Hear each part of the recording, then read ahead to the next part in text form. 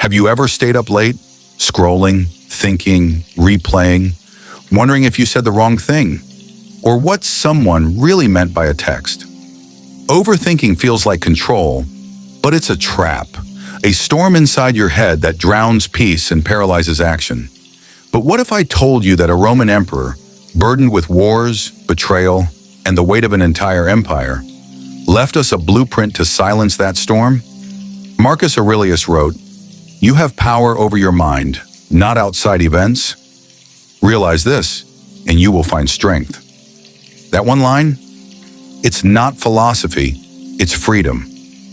Let's break down 7 Stoic strategies, grounded in ancient wisdom and designed for modern minds, to help you stop overthinking and start living with clarity. Let's begin. First, confidence in control. Focus only on what you can influence. Overthinking begins when we try to control what's outside our hands. What if she pulls away? What if he doesn't respect me? What if I'm not good enough? Marcus would say, ask yourself, is this within my power? If not, let it go. If yes, take action. Write this down.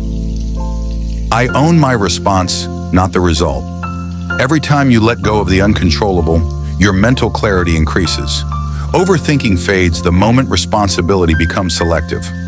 Second, confidence in perception. Thoughts are not reality. Overthinking thrives on assumption, on fiction. She didn't reply? Your mind says, she's bored of me. He didn't compliment you. He's judging me. Marcus Aurelius said, if you are pained by any external thing, it is not this thing that disturbs you, but your judgment of it. Every thought is a filter, and filters can lie. Practice this daily. Observe your thoughts like clouds. Don't grab everyone. Ask, what's the truth here? Not the fear, not the story, the truth. This isn't detachment, it's perception control, and it kills overthinking at its root. Third, confidence in action. Stop thinking, start doing. Here's what overthinkers forget.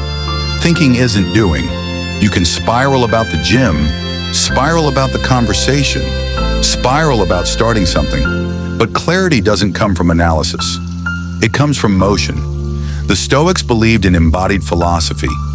Epictetus said, don't explain your philosophy, embody it. When in doubt, move. Send the text, start the task, speak your truth, go for a walk. The mind resists motion because action kills its power. And when your body leads, your brain follows. Fourth, confidence in solitude. Stillness heals the spiral. Modern life is noise. Ping, scroll, watch, react, repeat. And overthinkers? We run from silence. But that's where healing lives. Marcus Aurelius journaled every morning, not to post, but to process. He faced invasions, plagues, betrayals. But he always began with stillness. In solitude, the spiral slows. In silence, the truth speaks. Try this ritual. 10 minutes of journaling. What's weighing on my mind? Breathe deeply, 4 seconds in, 6 seconds out.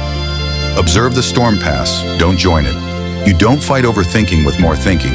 You calm it with presence. Fifth, confidence in mortality. Death is the ultimate filter. Most overthinking is about nonsense. What she meant, how they saw you, what might go wrong in 6 months. Marcus reminded himself daily, you could leave life right now. Let that determine what you do and say and think. This wasn't morbid, it was clarity. If you knew you'd die tonight, would you stress over her not texting back? Would you obsess over the awkward moment? Would you spiral over a mistake? Probably not. Memento mori. Remember you must die. It doesn't make you sad. It makes you focused, calm, grateful, present. Death quiets the noise of overthinking like nothing else.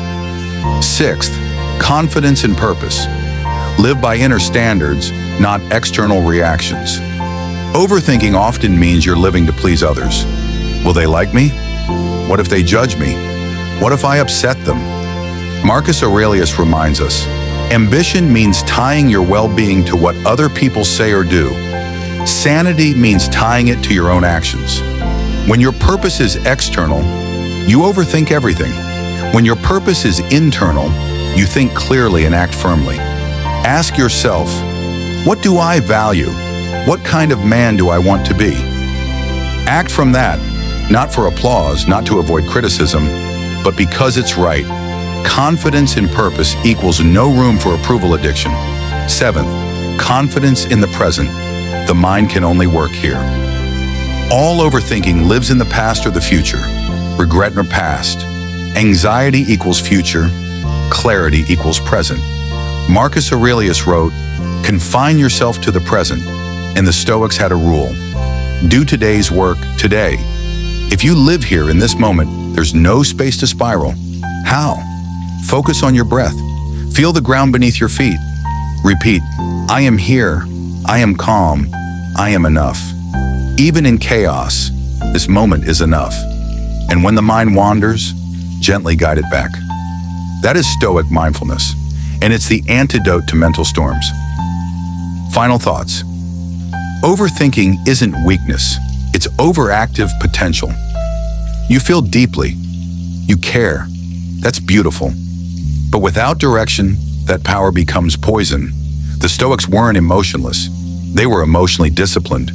They faced death, betrayal, war, and still woke up to write, reflect, and live from strength. Here's your daily Stoic plan to conquer overthinking. 1. Only control what you can. 2. Don't believe every thought.